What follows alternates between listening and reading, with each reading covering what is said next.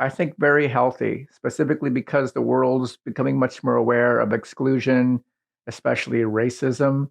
And in that moment, I think more technologists are asking questions about, hey, maybe this technology I'm building has consequences. Is there anything I can do to change it? Is there any way I can change the design? Very good moment.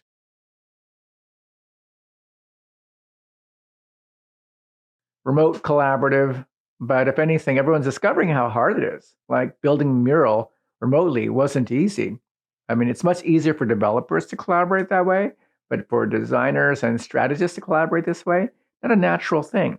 So the world is becoming much more respectful of how hard it is and hopefully asking questions about how to improve it. I'm sure Mural is getting so much data right now to figure out how to make it actually more accessible, not especially for those who want to work all remote all the time, but for IRL and NIRL. But you all have been doing this for a long time, so I'm not worried about you.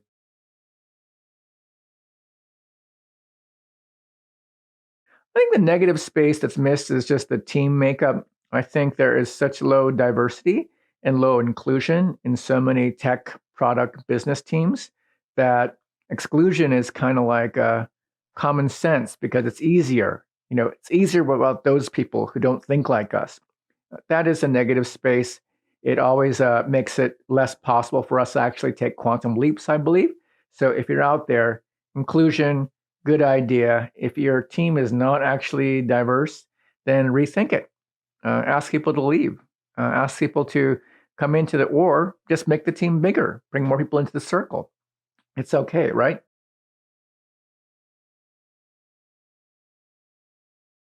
I think humanist technologists have to be good at data so we can hit mass and also micro through targeting, customized, personalized experiences. I know in the super established companies, not the startups, we talk a lot about customer data platforms, CDPs, aka the cloud. So, anyways, I think that more companies are becoming more aware that you don't have to build one for many. You can build one for few. You can iterate, test, and learn. And the more inclusive, the better. Even though it's harder, better.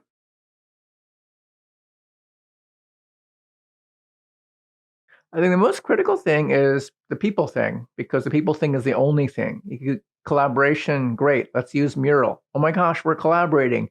Never happens, right? So people have to feel comfortable with each other, and a tool can only go so far. So I think it's so important to recognize that it's people, people, people. Bill Moggridge said this. He said, if there's one single design principle that matters the most, it's probably about starting with the people.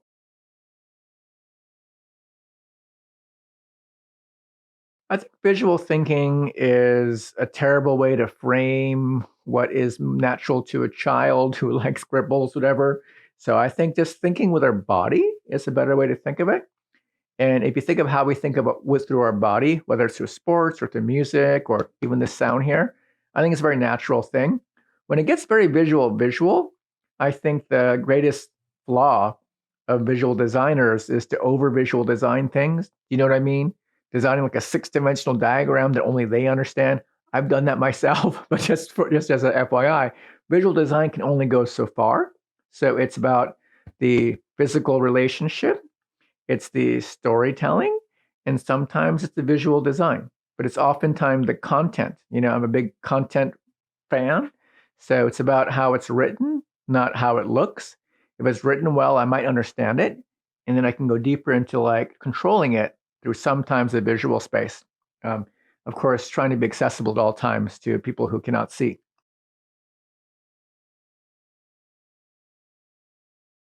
I think that collaborative work is always great because it's messy. At the same time, it's hard to get everyone on the same page. I think that Mural and tools like it are able to get us on the same page faster. But don't forget, someone missed the meeting. Someone isn't on the Mural. Someone wasn't a part of it. You forgot them or they forgot to come. And so, really, it's a matter of how do I feel in a team, whether I'm included, and did the Mural collaboration get me there? That's what feels good. What doesn't feel good is two people hiding their own mural and plotting out the universe and then like sharing with everyone saying, hey, let's go. It's not going to happen, right?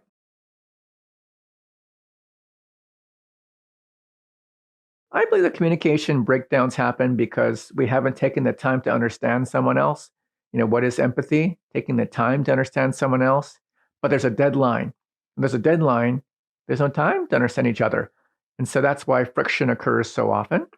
And especially if one person is more digitally native than someone who's less digitally native, someone who's more comfortable with having 17 tabs open or 5 different browsers open to maintain multiple sessions, et cetera. You know, some people are more technically facile than others. And so that imbalance can hurt a lot of communication. So, if anything, I think that we have to kind of take time to understand each other. The problem with all remote, all distributed, as Muriel knows, or as Automatic or any distributed company knows, if you can't schedule breaks, you'll go back to back to back to back to back. You'll be too tired. So even if you allocate the right amount of time, everyone's exhausted. So time management, emotion management, mental management makes a difference.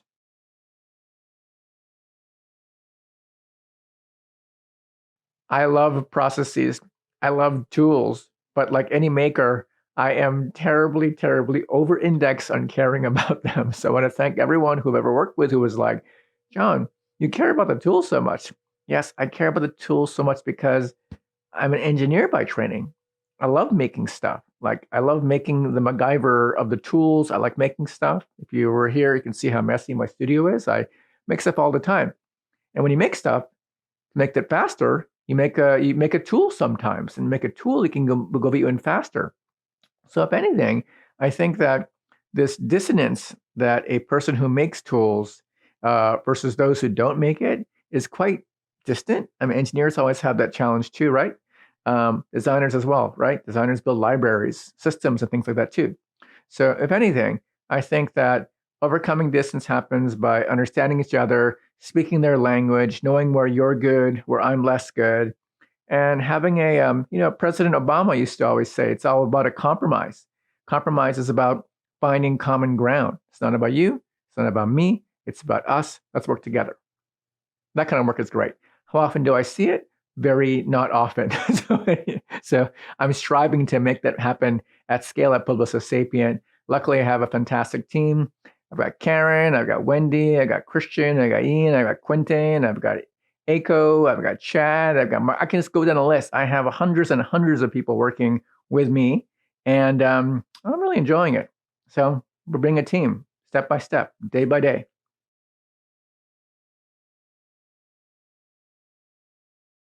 Well, that's what I said. That's what I feel passionately about.